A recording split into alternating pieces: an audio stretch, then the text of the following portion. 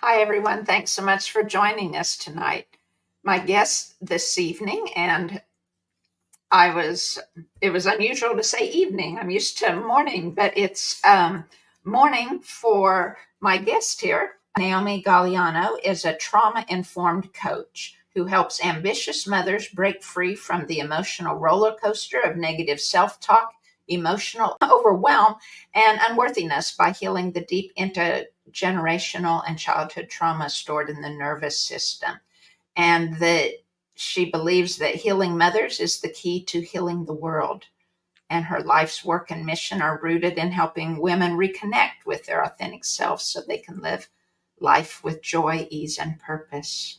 And she was involved or close to where the cyclone came through and was out of power for 4 days. And Naomi, can you give us an update on your weather down there and the return to normal?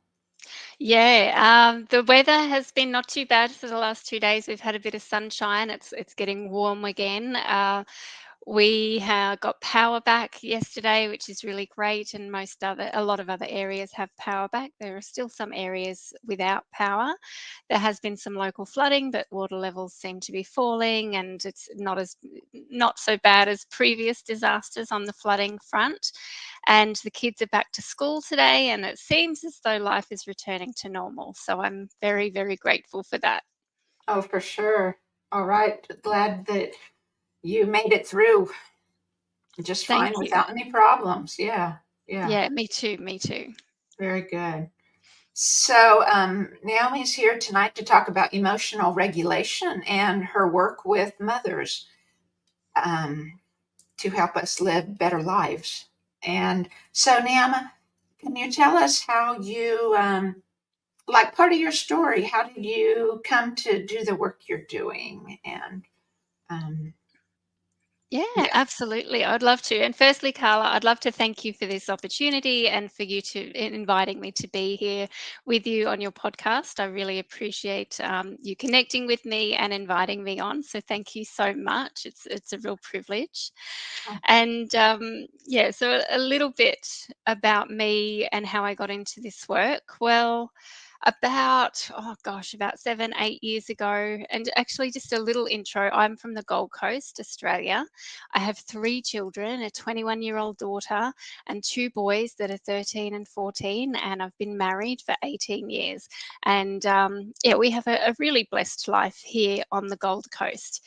And, 7, 8 years ago, it looked like we had the perfect life and it looked like I had everything completely together. And, we had a successful business, the nice house, the cars, everything I'd always dreamed of, especially coming from, a very poor family, a very strict religious upbringing, and being one of 7 kids. There had been a fair bit of trauma in my history. So I felt quite proud that I'd been able to step out and create a nice life for myself. However, it was more just on the surface because behind closed doors, I was really struggling. At this stage, at this particular point in time, about 7 years ago, my daughter was in boarding school because I couldn't cope with how much she had triggered me over the years. All the kids, not her at that stage, but my boys had a diagnosis of autism spectrum disorders when they were 2. So life was really full on, managing therapy appointments and doing all the things that I could do to help them to turn into successful human beings and independent, well-functioning humans.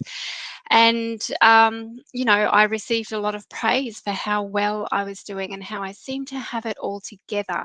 But that was more just what I presented to the world, because behind closed doors, I wasn't coping. Like I said, I did have to send my daughter to boarding school. I was constantly consumed with overwhelm, anxiety, and guilt. Before my daughter had left for boarding school, I was actually a really angry mum. And usually by about 9 a.m., most days, I would have lost it at her for something really small, and she was always triggering me. And at the time I felt as though it was her more than me. and the smallest things would trigger me into everything. So whilst life looked nice on the outside, on the inside I was fighting a really big internal battle, a lot of struggle around my self-worth. I felt like a failure as a mum, a human, and a wife, even though it looked like I was doing a good job. And I think this all came to a head where one afternoon I lost it with my son. He was just 5 or 6 years old at the time, and it was after a really hard day, a lot of pressure, everything everything that could go wrong had gone wrong, and I lost it. And then I broke down in tears. And in that moment, he came up to comfort me. And that's when I realized something had to change, that it wasn't just my daughter that was triggering me, but due to some other stresses that we were under at the time, financial stress that had hit our business, this brought everything up and out again. And so I realized I needed to break the patterns that were still playing out, the same patterns that I swore that I would break for my kids. And so at that point, I started looking for something that could help me.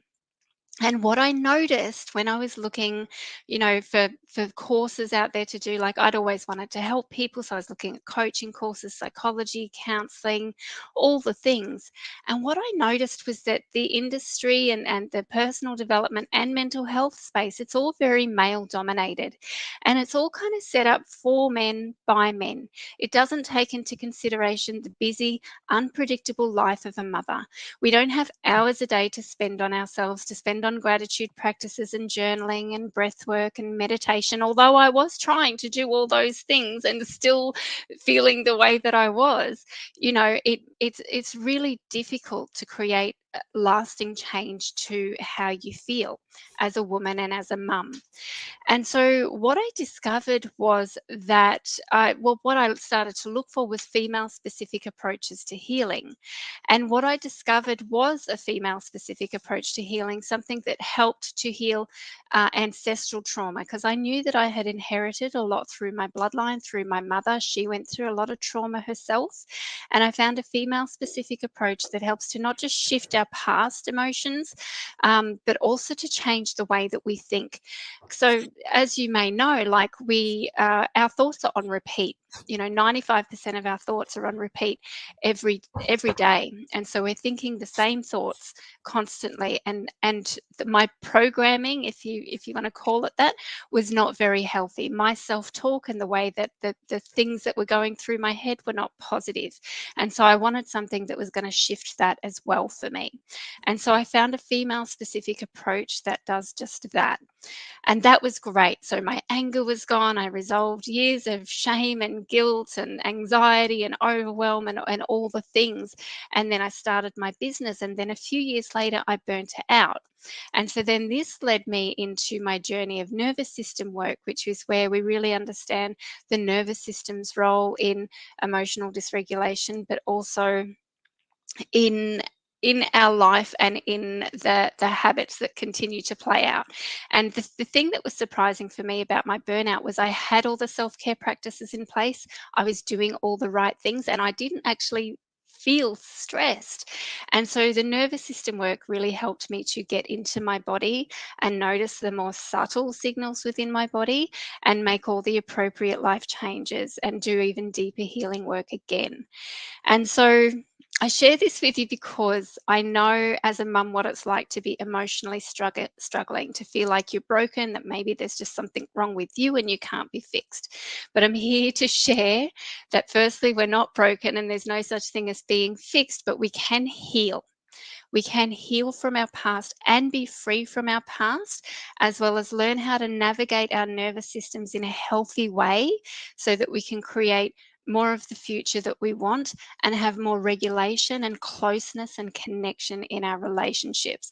That our history does not decide our future. We can absolutely move forward from that with the right approach. And so I hope that through sharing my story and sharing my journey, that it gives other mothers out there the inspiration and the hope that maybe they feel like they need if they feel a bit lost, or like maybe the problem's them. Like the problem is not you, it's that the world isn't set up for mothers, and so we need to find a different approach to healing, and that's why I created my specialized 3-step approach to helping women and mothers to heal. Oh, that's beautiful. I guess I would like to know more about your 3 steps, if you don't mind telling more. Yeah, absolutely. So it starts firstly with awareness. How aware are we? And so we start with getting to know the nervous system and really tuning into, well, what is our nervous system doing? Understanding our nervous system and its 3 different states, which I won't go into because we've only got a short time today. But there are three nervous system states. One of which is regulated, where we're most connected to self. We're connected to others. We feel safe, and we feel, this is when we're connected to heart, higher self, something bigger than us, hope, possibilities, all those types of things. So that's what we call the green, or the regulated state. The next state is our sympathetic nervous system, which many of us might be familiar with, and in the language I use, that's the yellow. But that's our stress state. That's stress, anxiety, overwhelm, fight or flight. And so this is in the olden days, where you would only be activated into stress under the threat of an animal, or maybe a threat to the tribe or something like that, but you would return back to homeostasis or calm after the threat was finished.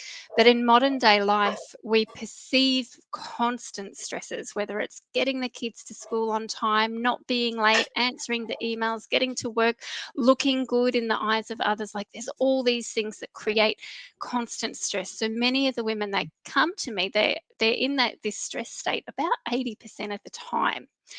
Right? And they're all in their Mhm. heads. They're not really in their body. They might be aware of some anxiety and some tension maybe, but they are in their heads trying to think their way through everything, which is what I used to do as well.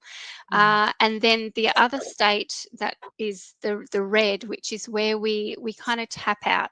The perceived threats around us are too big, and so, like an animal that's faced with a threat that's too large to fight or too large to run from, they tap out and they play dead, right? So for us, we withdraw, we immobilize, we shut down, and we go, you know what, it's too hard. I just can't do anything right now. And so that would look more like your depression, chronic fatigue, or just, the not being able to get out of bed, no energy, or just wanting to withdraw from the world or shut down. And this can even look like dissociation, where we just dissociate from our feelings altogether. And so those are the 3 kind of nervous system states. So firstly, we want to get a good gauge of where we're at, and we want to build a really good connection to our body and notice the internal signals that signal to us which state we're in. And we also want to connect really strongly with the things that help us to return to regulation, or keep connected to some kind of regulation. So that's really around the first step, and understanding trauma and how that has wired your nervous system to respond the way that it currently does. So all of that fits into the awareness piece. So that's the first step. So just before I move on to the next one, is there any questions on that one?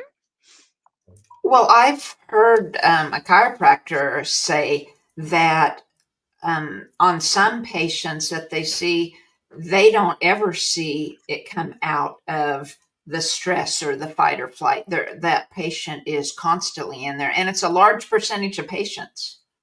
Right. Yeah, And yeah. yeah, I definitely can understand that. It's yeah, just with our busy lives, and like you said, the mind is so intent on going over and over and over and over everything, or the subconscious is, or whatever word we use for that. And Yeah, yeah, 100%. And this is what I see too with many of the women that come to me. They're pretty much stuck in that stress state, and they have very little connection to any form of regulation. And that was me too. And that's why I do this work, because I was all in my head I was doing all the right things, and I had it figured out, but it wasn't translating into the body. So we really need to get into our body to learn how to create more regulation. Right. Yeah, I find that in biofield work. I find anxiety, like say PTSD. I mean, that would be a common one, but it forms around a halo, like around your brain, like what a concussion might. I mean, it's the same type of formation, same type of energy, only a different cause.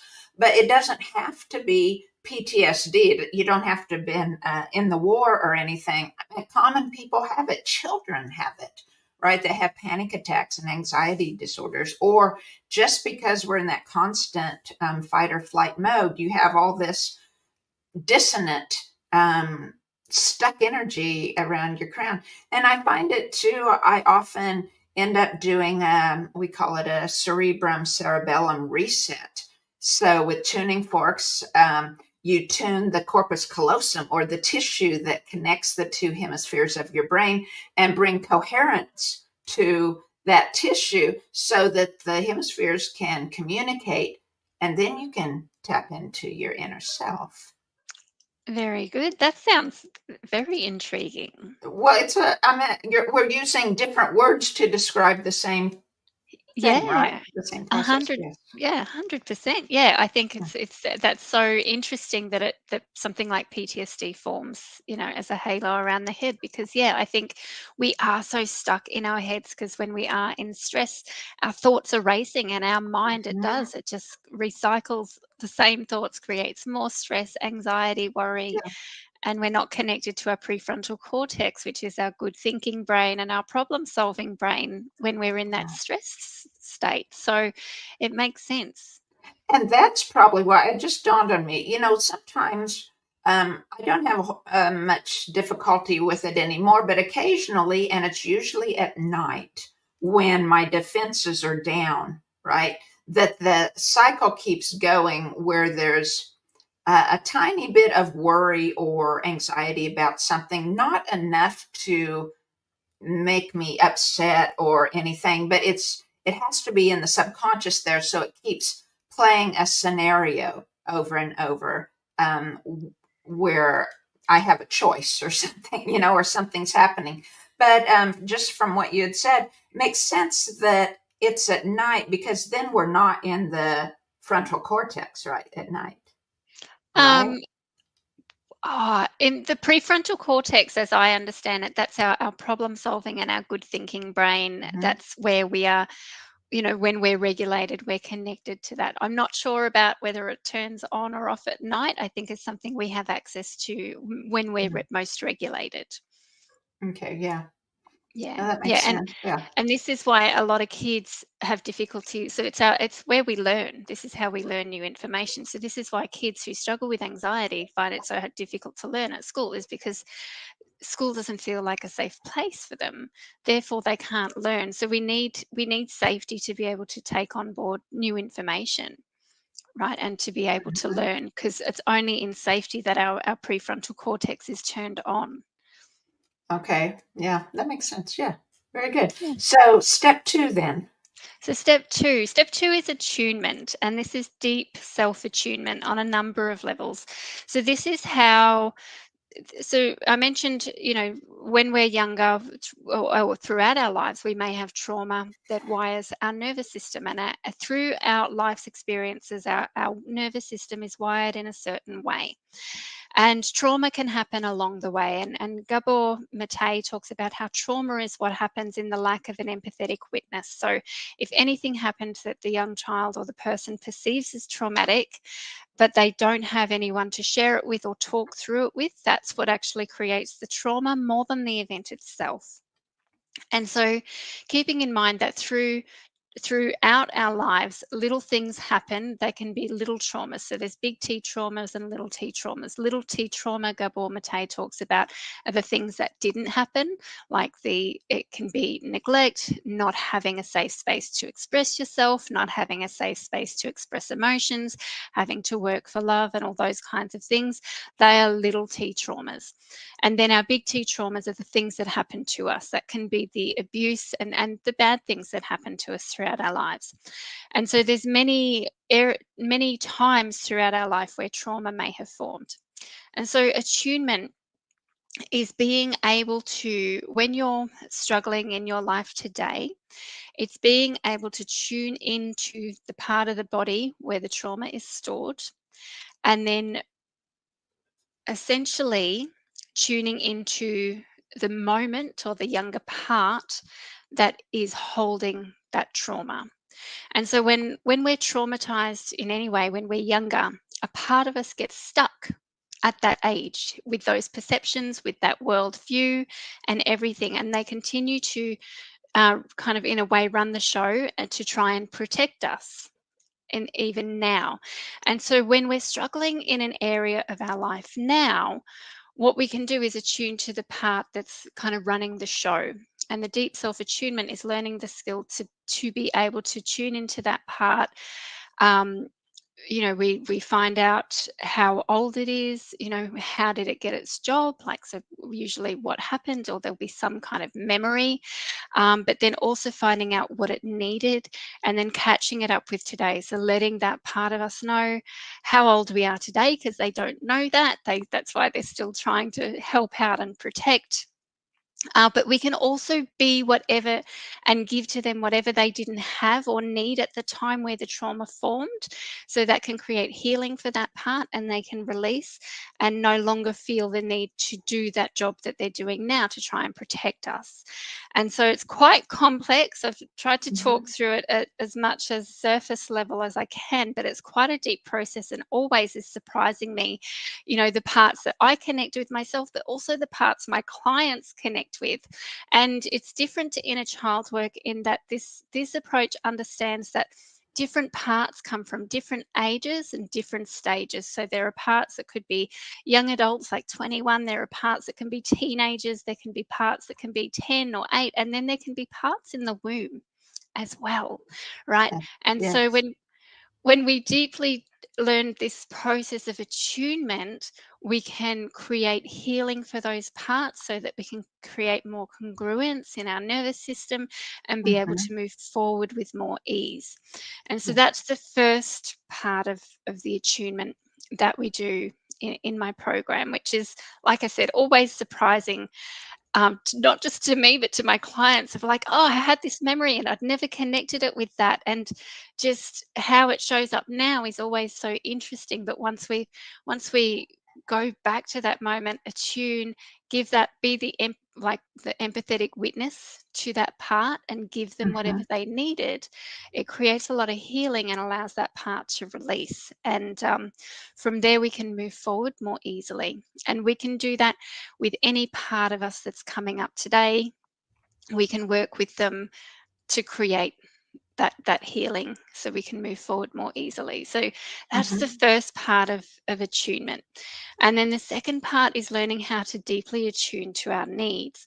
And so most women that I work with, there's 3 problems when it comes to needs.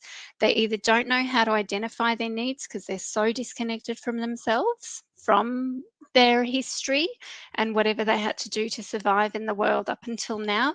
They can be quite disconnected from themselves and their needs. So they might not even know what their needs are. And the next problem is that even if they know what their needs are, they might have a lot of trouble expressing them. Again, based on their history, maybe it hasn't been safe to express needs in the past, especially as women. And then the third part is allowing ourselves to receive. And again, there's a few blocks for women around receiving, like not wanting to be a burden, not wanting to owe anyone anything, not being able to rely on anyone, always being let down or disappointed. Like, there's all these things that come up when it comes to allowing ourselves to receive.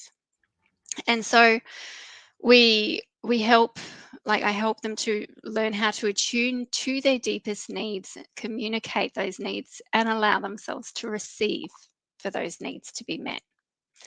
And so I feel for women that's just another big important piece, because we're taught from such a young age that it's our job to look after others, that our needs don't matter, and that they go behind everyone else.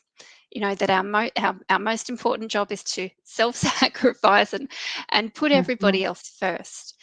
And Right. so if we're truly going to heal and move forward in a healthy way, we need to be able to learn that it's safe to have needs and it's safe to have those needs met. Well, and it kind of goes back to trauma, like we were talking about.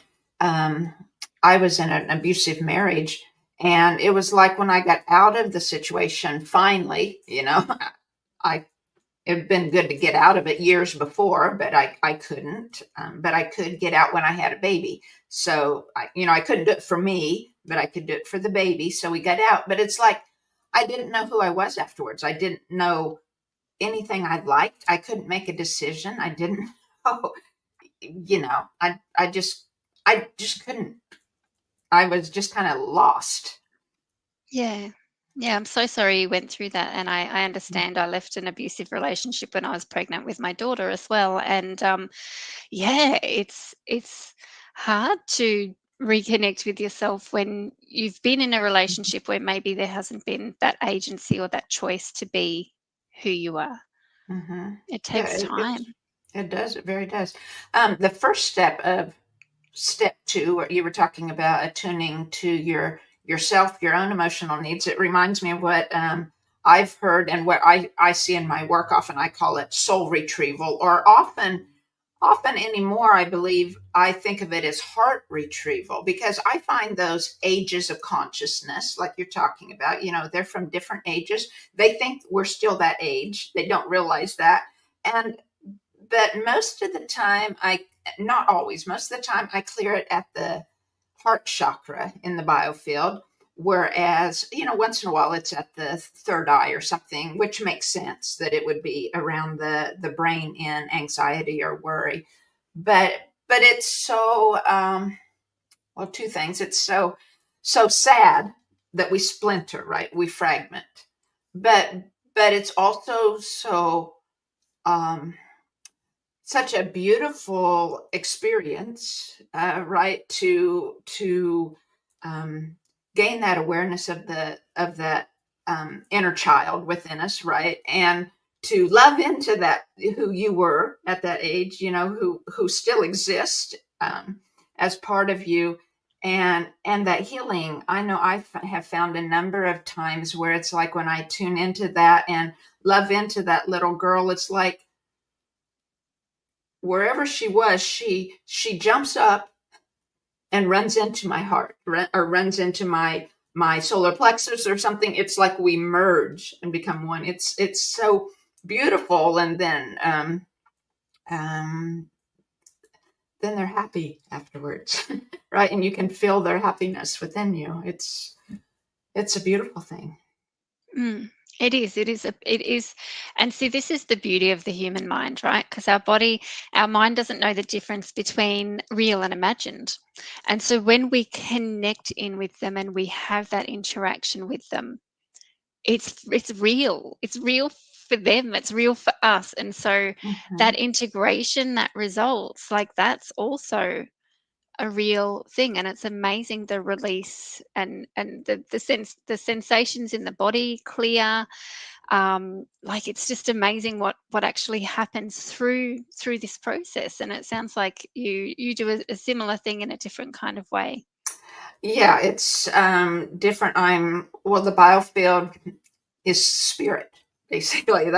We're spirit beings, right? The biofield is just all the light waves and light particles that haven't been condensed as much together, close together as the body. So we're all, our whole being is spirit. And so I work in spirit, and spirit shows me where these things are located and where they're stuck in the biofield, right? Where those little pieces of consciousness are stuck. And it's a conversation then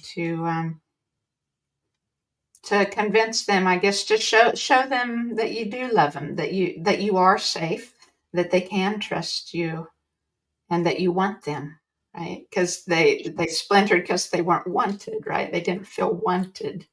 Exactly. Yeah, exactly. And that's what I say to my clients. We can be the love, acceptance, recognition, you know, all those things that part of us didn't have. Like we never go into this process wanting to fix or get rid of. We go in always with curiosity and compassion because we understand that whatever's happening is happening for good reason. It makes sense. Our job is just to figure out how it makes sense. right? Yeah. Yeah, and then once we do that, then yeah, it creates so much healing. Whereas when people do go in with this approach of, okay, let's sort this out, it doesn't work because the parts can sense that they're not accepted or wanted, or you know, and we really want to come in with that compassion, that curiosity, that complete unconditional love and acceptance for whatever they've tried to help us with, or however they've influenced us. It's come from necessity in some way. And when we understand that and come in through that understanding, it just clears, and we're able to connect more easily. The part opens up and shares a lot more with us, rather than being guarded, because those younger parts of us, they can sense if it's not safe, and so we can be Mhm. that safety for all the parts of us. Like there's, Richard Schwartz, who's the creator of internal family systems. He has a book that's called No Bad Parts. There are no bad parts that exist within us, because they all exist as a result of something that happened at some point. And so nothing about us is bad. It was functional when it happened. If it's not functional now, then our job is to really work with that part and to help it resolve and release. Now, in your work in finding the lost fragments of ourselves, have you found that we carry ancestral fragments too, or you're just mainly concentrating on your own at that part and In as this part as of that? Yeah, in this aspect of the work, so far from my experience, it's always been, at earliest within the womb.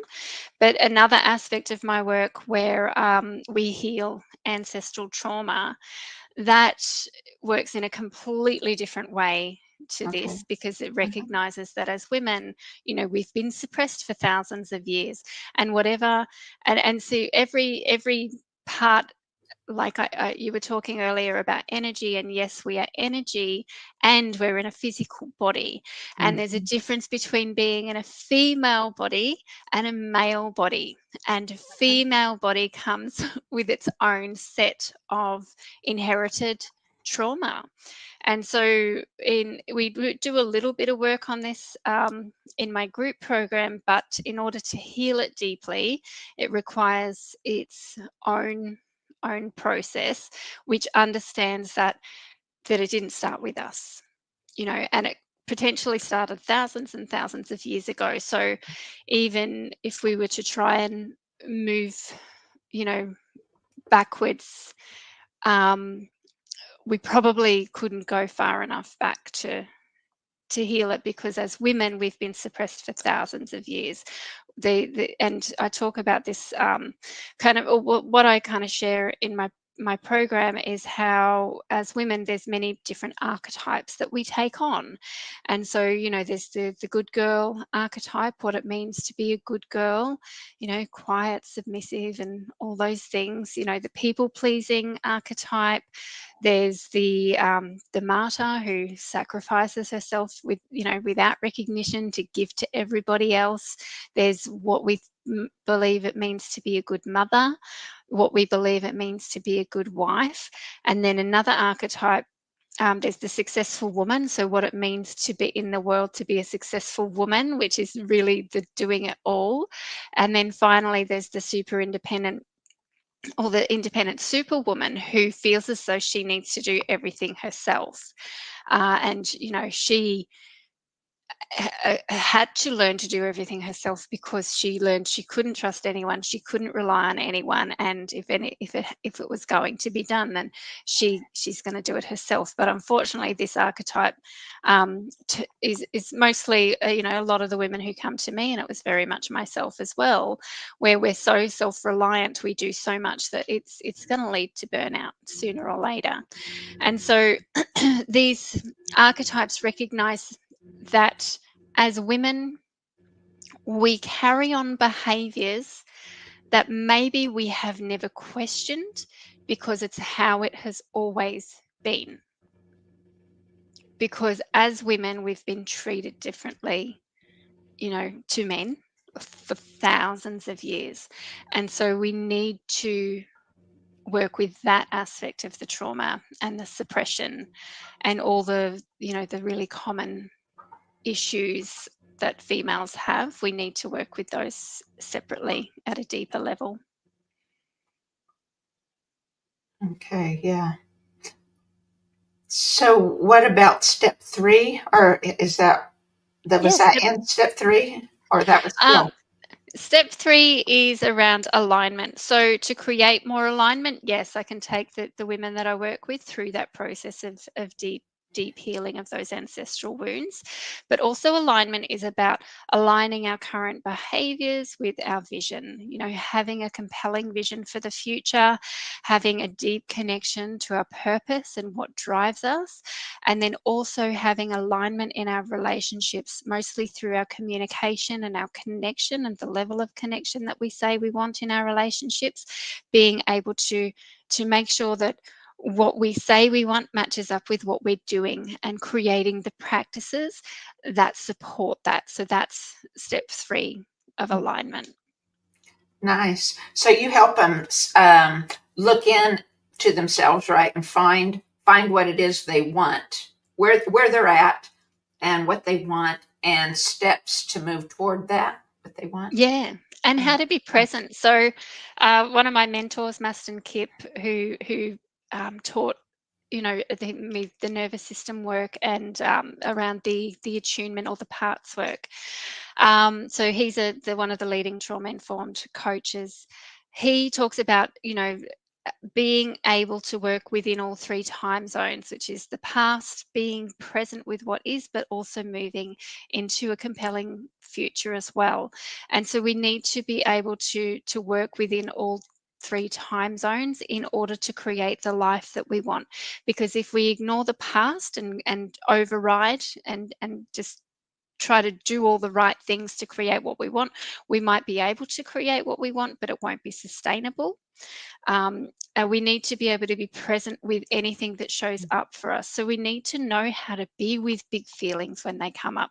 We need to really understand, how can we befriend this? How can I embrace this experience? Because it's part of life. Like we can't go through life only feeling happy.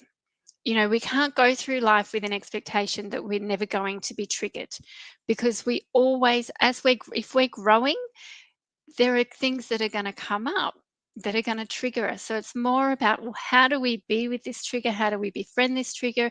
How do we heal, the past if it's looking like it's coming more from our history? And then how do we move into the future, but without overriding the past? So we need to be able to work safely within all 3 time zones to be able to create that future that we want.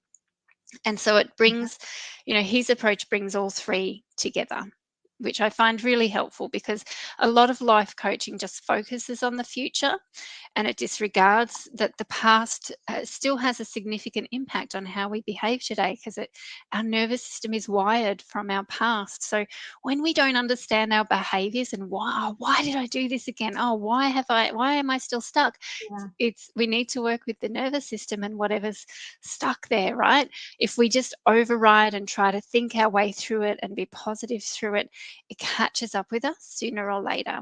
So the healthiest and most sustainable way to move forward and create the future of our dreams is being able to be present with difficult feelings and knowing how to navigate our triggers, being able to heal and work with what's happened in the past, but also having that compelling vision and that connection to our purpose, so that we can move forward successfully as well. Yeah, beautiful steps. Yeah, thank you. Very nice. Yeah. So outside of so you studied the nervous regulation system, but before that you had like the coaching experience, or I'm just kind of clarifying, what was your background when you came into it? Like, Before the nervous system work, my background, so the thing that actually really helped me to shift and heal the past in terms of shifting my anger, my anxiety, feeling like there was something wrong with me, feeling broken, the guilt, the shame, failure, like all those things that I struggled with my whole life, not good enough, unworthy, mhm, those things shifted on the deepest level for me through a modality, a therapy that I use with my clients called Creatrix. And that was created by a woman for women to help us heal the ancestral trauma mhm, from the past. And then once I had that, then it was again because that created more regulation in the nervous system automatically. And this is what I find with my clients. So once we heal those perceptions from the past that create all those stresses, then I was more regulated. My clients mhm, were more regulated as a result of that as well.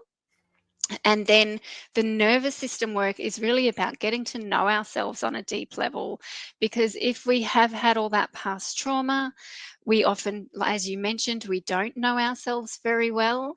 And so it's like, well, and we're not good at being in our bodies because we've spent our whole life in our head trying to problem solve our way out of things. And so what I find is that taking my clients through the nervous system work as well is that just helps them to create the future that, their ideal future, because they can work with anything that comes up. So anything that we haven't covered in the deep healing through Creatrix, they know how to work with through the attunement, right? And it's usually really easy because we've already healed a lot of the major stuff. um, they develop a relationship with their nervous system, so they're able to pick up subtle stresses and make necessary adjustments in their life, because we might be still holding on to unhealthy relationships. We might still be in the habit of not speaking up, even though now it's safe to. So there's a lot of habitual things that we need to notice and change in order to move forward into the future happily and successfully as well. And so the nervous system work, will help prevent that burnout, because you'll notice when you're stressed, it helps us to create healthy habits in our lives so that we maintain a good level of regulation or connection to regulation, or we know how to come back to regulation. We also learn how to navigate our triggers. So knowing we will be triggered sometimes, but okay, how do we be with that instead of letting it run the show? And then always having that connection to our compelling vision for the future, to our purpose, that's what helps us to move forward into that continued growth. yeah, Yeah. very good. Yeah. So yeah, thank you for asking for that clarification, because I think there's those two aspects to my work, and Mhm, they do sit somewhat separately, yet um, we need I feel we need both. We need mhm, something that helps us to effectively heal female specific past trauma, but then we also need um, healthy ways and healthy tools of how to get to know ourselves again, how to mhm, connect in deeply with ourselves, and then how to navigate whatever's happening inside of us as we move into the future. I feel that both are important, both very effective when used separately, but I feel when we do both, that's for me how I have found the ongoing growth and mhm. evolution in my journey. That's what's been most helpful, is to have both. Right, right. Um, it, I guess it comes to my mind how closely related. Like it's easy in some ways to see how closely related our spirit body, our aura or biofield is to our body, because it's just, for me, I can understand it by science or anatomy, right? It's just becoming closer and closer, denser and denser, so it becomes a body where you can actually see it. But it takes, it's also the same. just a different aspect. And like in though so much of what I see is like, we have a physical problem with our body, and it was you can find in your body itself where it was caused, from stress, or emotional stress, or psychological stress, or sure, wear and tear, physical stress too. But even at those times, the body didn't heal itself, usually because it either both wasn't supported, but also was predispositioned to injury because of all our habits, right? That form the what we call stuck energy, or layers and pockets of um, dissonance within the biofield that are like roadblocks to our divine flow, right? How we were made. And so then you find a path around it to go, just like it, you went down, well, like your people are doing around you now. Probably you go down one road and it's flooded. So you have to go down a different road or something, right? Or a tree down or something. But, then beyond the emotional, most of the emotional difficulties we deal with are caused, I feel anyway, because of a spiritual dissonance. I mean, I'm talking about this in a like spiritual and emotional thing, but you're explaining it. Seems to me the same thing, um, by the nervous system, right? And it's like, but the emotional thing of not knowing who we are as, and not being able to tune into um, the spirit that we're made of, and our own self, our own desires, right? Then it creates the dissonance that leads into the fear, or leads into the unworthiness, or these other all sorts of emotions. And I meant the emotions we have because we're human, and we're made to receive that information, right? But it's how we handle the emotion that causes all the dissonance, right? And Yeah. so this spiritual dissonance is showing up as nervous system dysregulation, right? Yeah, it sounds like it from what you've explained. I think definitely, um, energetically, I think this is the beautiful thing about different work is I think, Mm-hmm. and as I learn more, is what I learn is we are all essentially trying to achieve the same thing, right? Which is Yes. balance and health in the Yeah. body.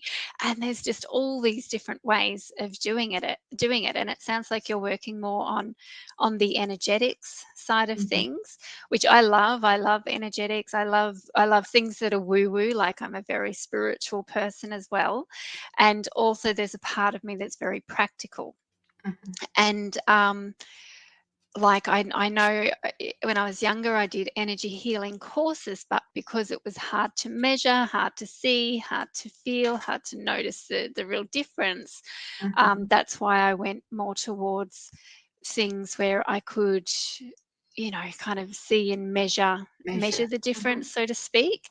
Yeah. Um, I think definitely if we are spiritually disconnected, then that's like I believe we're spiritual beings as well. And if we're not connected to, and like, I mean, not everyone will agree or believe in this. I'm sure your people probably will, but we don't exist by accident, and there is something out there that is much larger, much bigger Mm-hmm. than we are.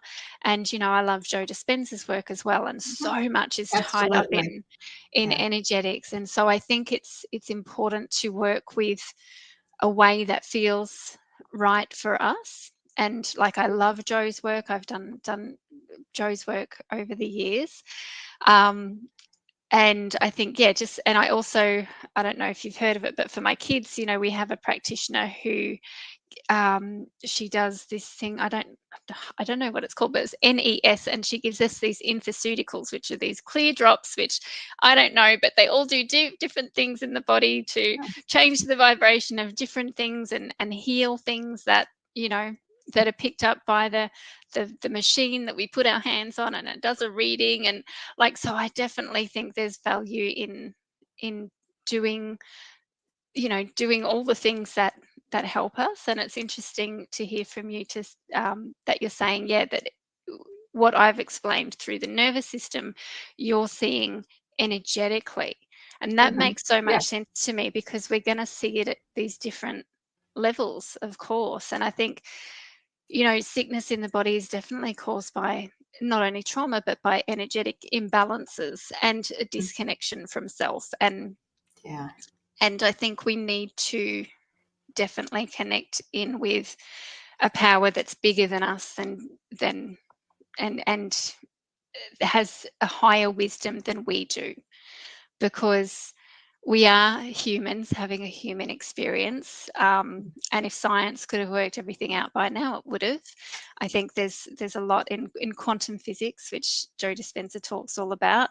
And there's, you know, there'll be evidence that, you know, with water, if it's energetically charged, right, that, you know, that has its benefits as well. So I absolutely love the idea that energetically what you're doing matches up with what I'm describing in the nervous system. It's so awesome to me to see so many and hear about so many modalities that, like you said, we're all after the same end, right? In healing people, or in, that's not quite the right word, in restoring. I see it as a restoration, right? We're restoring our divine flow, and in many ways. And just because we're also individual people, we're going to be attracted to or hear about um, different types, and there's so many because there's so many people, and we relate to them in different ways, and find our journey through whichever it relates to us. Or like you know, do one and then fit two together, kind of, right, to create a path that way, and that Yeah. can help other people. Yeah, and I think it's always like, because of my upbringing, um, you know, I can't even say it's because of my upbringing, but when I was young and my parents were telling me, you know, this is the only true religion, I was like, that doesn't make sense. Like, surely God loves more than just our people. Surely God loves all the good people, not just the one that are in this particular religion. Like, it never made sense to me that there was only one truth.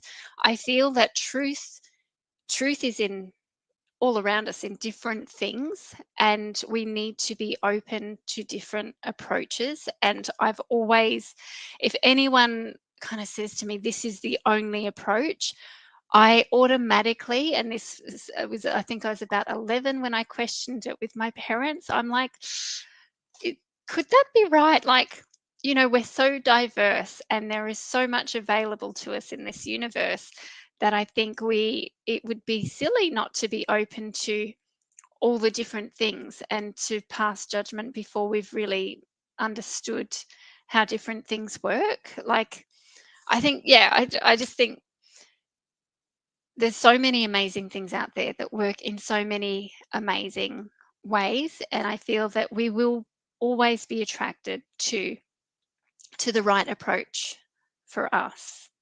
Yes, well, I think so too. Yes, definitely. Yes, that it's I think I see it as magnetism. I guess that would be the energetics again, right? The magnetism of the whole attracting, wanting each of us, right? Wanting to gather all of us in into that flow with it. And then there's the magnetism of the parts, each of the parts for the whole. And I think it's that magnetism, that attraction, or that love between us all, that pulls us to what we're going to find, you know, as well as angels, or, you know, some people see it as higher self, your higher self guiding you to find what you need, so that eventually you're going to step into that healing, right? Or that's the goal, right? If you're, and often often we have to hurt bad enough so that you're willing to step out of the gunk that you're not happy with, right? And that Oh, keeps you down. yeah. Yeah, 100%. And when I was in my point at my point of desperation, I put it out to the universe in a way. I'm like, just show me the way. This is what I want. This is what I believe is possible. I want to change. I'll do anything to change. Just please show me the way. And that's where the right things came into my, energetic sphere, so to speak. That's where the right things, when we make a decision, the universe conspires to make it happen. And I think, that will be different for each individual, and just to be open to however that happens for us, I think, is so important. Well, and exciting too, right? Yeah. And creating, and in doing so, right, we create new ways, or new, parts of ways that you fit together that other people can't do just the same way, or can't say it the same way, or relate to the same people that each of us do. Yeah. So it's to reach everybody, or for the highest good of all, I guess, as the saying goes. Yeah, that's right. And like there's I think there's studies that show there's like 27 ways to do dishes, right? That's funny. Right, I don't know the number, but there's lots. It's in the tent. Like there's a lot of ways to do dishes, right? And if we get stuck on, no, this is the only right way, we could miss out on other ways that save us time or are more efficient, or like there are so many different ways to do things. Yeah. Yeah. I definitely agree with you. I found it, for me anyway, that although I've always had great faith and great yearning to know God or spirit, however you want to say it, that organized religion has done, on a whole, has done a great disservice to many people at the same time. Unfortunately, but I don't It is. I agree, and I wouldn't let it stop you from believing in a higher power, because Absolutely.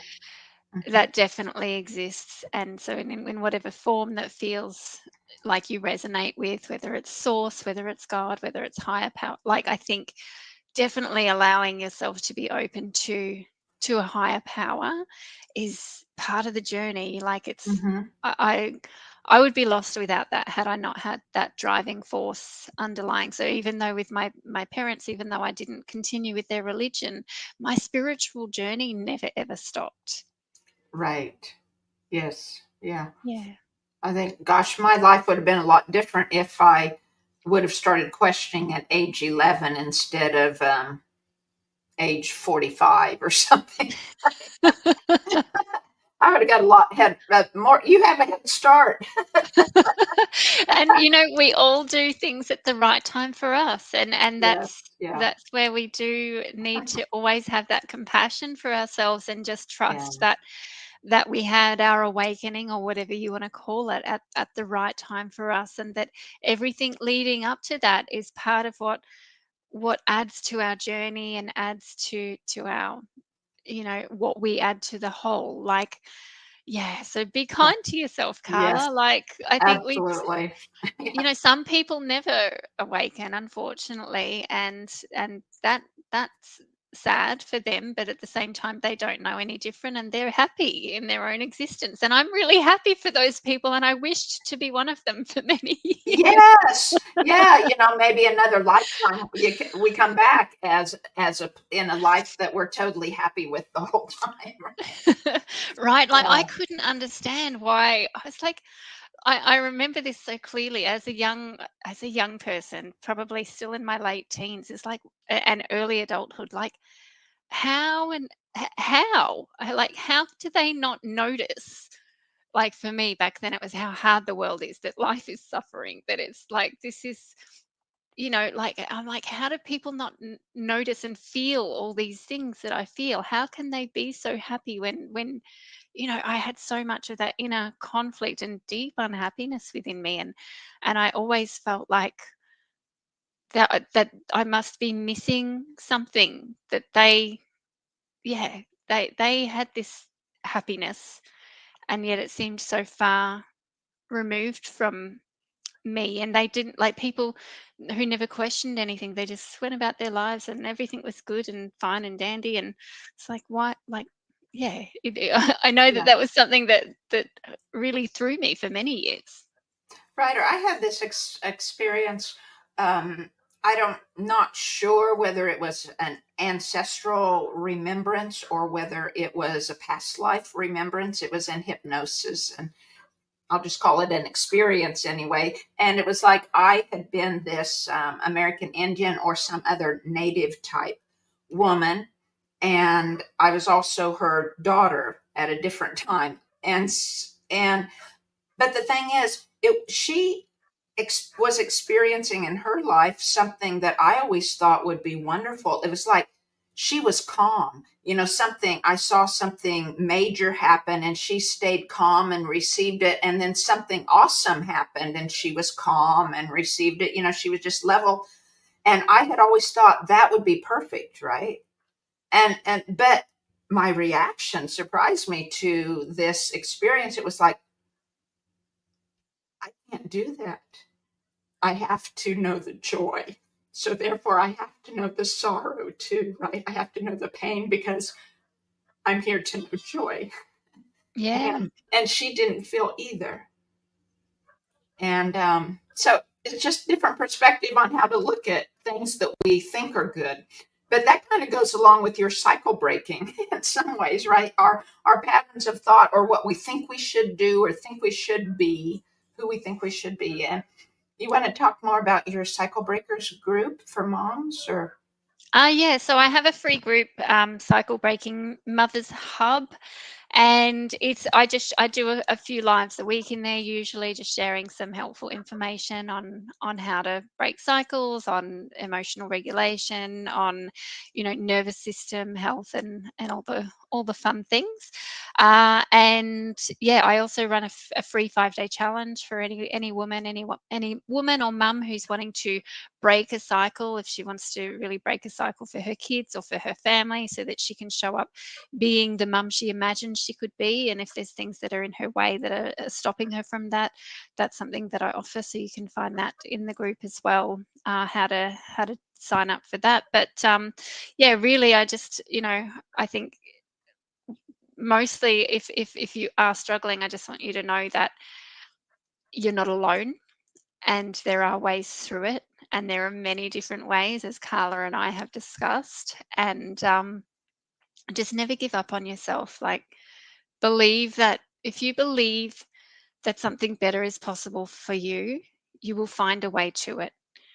And so, if I can just leave you with that, um, yeah, I think just know that there is a way through everything.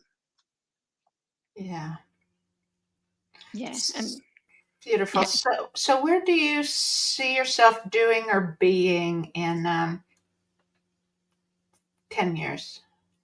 Gosh, that's a long way away. Carla's still doing this kind of work. I don't plan on ever retiring. I definitely would love to help as many mothers as I can, share the awareness, share the knowledge, share my programs to as many women as possible. And yeah, I guess, I haven't really thought about in 10 years time, obviously still happily married. My boys will be 24 and 23 by then. They'll probably still be at home. um, and my daughter will be, gosh, she'd be 31 by then. That's wow. So I could be a grandmother, although I am already a step grandma. I've got 3 step grandchildren. um, but yeah, I think just continuing to learn, continuing to deepen my knowledge, continuing to be open to better ways of growing, but hopefully, having some type of platform, that is reaching more people, that is sharing this wisdom that, nothing is permanent. Our suffering isn't forever. There is a way through. There are many ways to healing, and emotions aren't bad. All emotions are something that is part of this beautiful life experience, and we don't need to reject or get rid of any of them. We just need to know how to work with them and befriend them. And so, yeah, just really continuing to share the love, share the message, and really wanting to create more healing for mothers whilst their children are still young, ideally, because this is when we have the greatest impact. Again, Gabor Mate talks about that attachment relationship and how important it is. So the more regulated our mums are and the more present they're able to be with these little people, the better the future will be for our world. So I would love to see in 10 years more, like, I'd love to advocate for more support towards mothers, more honouring of this really important role that women play in raising our children, and more support to go to mothers so that they can do that role well, and just for more recognition and value to be placed on that, because our mothers, in a way, are the future, because without the mothers, there's no more children, and without securely attached relationships, then we just have more traumatized people, which causes more hurt, pain, and suffering in the world. So the more mothers we can heal, the bigger difference we can make to the future, I feel. Yes, yeah, absolutely. And but I had a question. Except, could you explain more the trauma informed? I'm guessing, in some circles, that's a very well known term. It was a new term to me. So, Yeah, so trauma informed just recognizes that in my approach with clients, that I recognize that trauma plays a role in how we are, that there's no behavior, action, or deed that can't be explained somehow by our history. So everything about us makes sense based on our history, and every adaptation or every way that we are, even though it may not be presenting very well or in a very healthy way, it can be quite destructive at times. Understanding that behind everything there is a history there, that if we understand the history, we'll make sense of the behavior. And that's why it's so important to heal the past trauma so that we can change the behaviors, so that so that we can, I think for most people, it's wanting to be congruent, in that most of us, we want to do better, but we're stuck in these patterns that prevent us from doing better.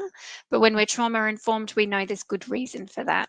And so we can approach all of that with that love and compassion and acceptance, so that we can work with it more easily and create healing around that to move forward. beautiful, beautiful. Yeah. Would you like to tell people where to find you, like your website or social media links and things? Yeah, absolutely. So you can find me on Facebook, Naomi Galliano. So you can find me there. There's also, if you go to my profile there and click on my cover photo, there's a link there to join my group, the Cycle Breaking Mothers Hub. I do have a website, just naomigalliano.com.au.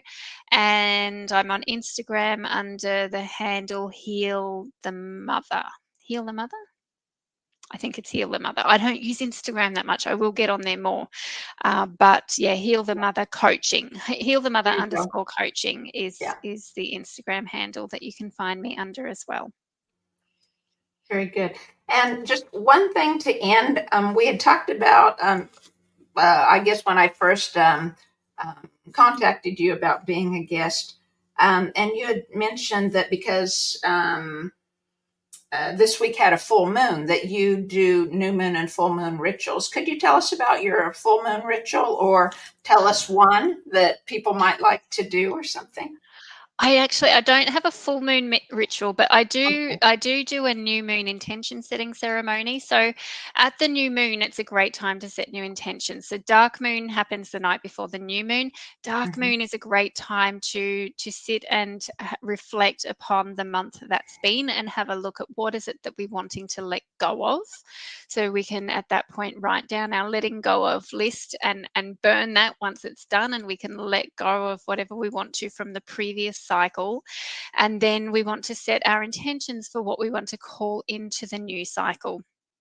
And so that can be calling in healthier relationships, calling in more love, more peace, more healing, whatever it is that we want to call in. And so we sit and reflect upon those intentions at the new moon and kind of, I, I light a little candle, I play some nice music as I reflect upon what I would like to call in.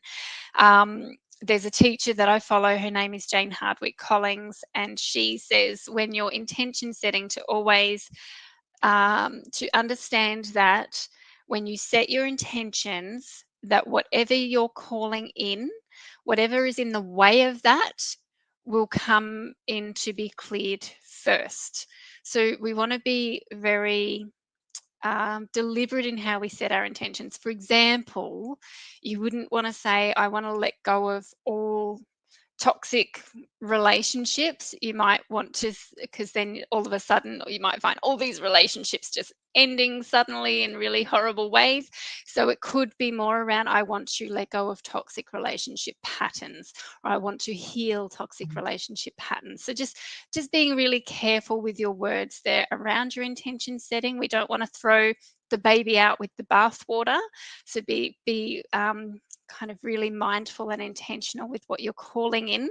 But yeah, then write down that list, put it out, hold your candle, put it out there to the universe, blow the candle out. That's what I would do around my new moon intention setting. That letting go of is really nice because we reflect upon what's no longer serving us. And then that calling in just helps us to have that focus for the month ahead. So, and one of my Mhm. intentions, from the beginning of the year, because it was a new moon on the 1st of January, was to be a guest on at least 10 podcasts this year. And I've had a few different invites because I want to have more conversations like this. So it is a really powerful practice just to slowly, create that change that you're wanting to see in your life. I feel it's very important. So if we do that around the new moon, and then the full moon will reflect usually what's coming up to be cleared so that our intentions can come to fruition. So if the full moon is a little bit turbulent, it could just be, well, this is the things that are in the way of what you're wanting to call in, Mhm. they're coming up to be healed and cleared. So that's what the full moon Right. can indicate there. Yeah, for sure it is. I think I was just saying that to someone this morning.